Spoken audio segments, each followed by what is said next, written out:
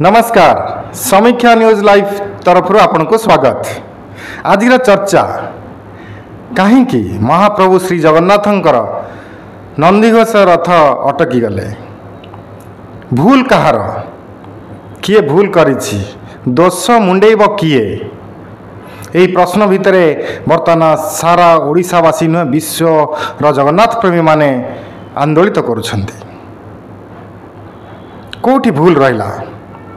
नीतिकांति विलंब होला मात्र 1 घंटा 15 मिनिट, किंतु निर्धारित पहंडी शेष हो जाता ठीक समय रे। गतकाली महाप्रभु श्री जगन्नाथंक रथ टाणिया प्राय 10 लाख ऊर्ध्व लोक उपस्थित थिले। भक्त एवं श्रद्धालु मानक मध्य उत्कंठा बढ़ी चलता रथ टणा हेब केबे, एवं रथ टणा मात्र 10 मिनिट विलंब होता। निर्धारित समय रे मध्य रथ टाणिया समस्ते प्रस्तुत हो जाते 4:10 रे। 4:10 रे जिते रथ टणा जाउथिला, आरंभ बलभद्रंकर तालध्वज रथ मोड़ डाहाण को मोड़ुला। से ही असुविधार सम्मुखीन। से गोटे समस्या पाई दीर्घ समय धरी समस्त अणायत थिले। जो माने भक्त कम अधिक पुलिस एवं किछि पास पाइथिबा सरकार ठारू किछि पास पाई ता भितर बुलुथिबा भक्त माने मध्य टाणुथिले। सेथिरु जहा जना पड़ुथिला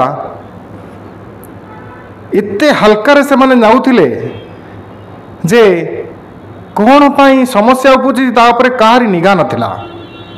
कौन सी प्रकार असुविधा को से मैंने खातिर कर नथिले। मात्र 400 मीटर बाट पाई लागिला प्राय 2 घंटा रु 2.5 घंटा पर्यंत। 2.5 घंटा परे तालध्वज रथ बारंबार डाहाण मारी नौथिला। तेणु बाध्य होई देवी सुभद्रा दर्पदलन रथ टाणिबार विलंब हो जाइतिला। देवी रथ अटकी थिबारु नंदीघोष रथ 7:44 पर्यंत गड़ी नथिला। यह ही दुखदायक थिला। आमे इति प्रशासन व्यवस्था करुचे, इते प्रशासन रे मध्य बारंबार मीटिंग समीक्षा बैठक ये सब चलुची, किंतु मुख्य कथा को भूली जाइए जे रथ प्रस्तुति किभली हेइची ता उपरे कहारी निगा नथिला।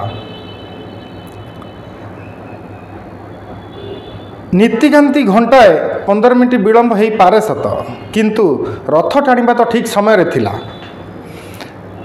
सेथुरु किछि जणा जाए रथयात्रा पूर्व दिन जेतेबेले श्रीनगर पाखकू समस्त रथ आसुथिले, बलभद्रंक रथ उपरे रथ भी बारंबार मोड़ नौथिला। एपरिकी 3टी जाक रथर सामंजस्य बहुत दूर रे थिला। एथुरु जना जाए जे निश्चित भाव में कोठी ना कोठी असुविधा रही।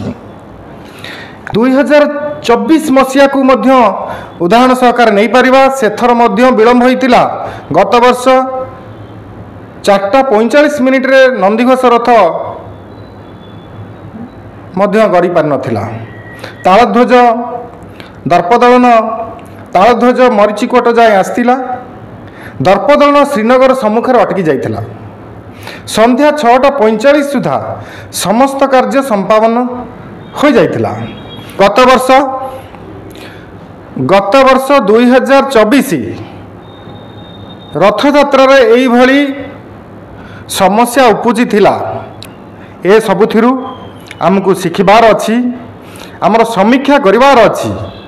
प्रशासन एवं सरकार मिलित भाव ग्रहण करंतु। यह एक रथ यात्रा, यह अन्य कौन सी यात्रा परि नुहे। महाप्रभु श्री जगन्नाथ को देखापी लक्ष लक्ष भक्त विश्व छुटी आसती।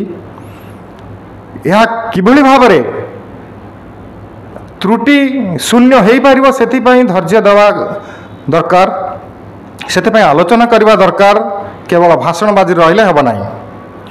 आम आशा करुछु वर्तमान 2024 जो तदंत होता एपर्यंत आसी ना। 2025 सेमती रही न जाऊ एवं 2026 ରଥଯାତ୍ରା ଭଲରେ ହେଉ। ଜୟ ଜଗନ୍ନାଥ।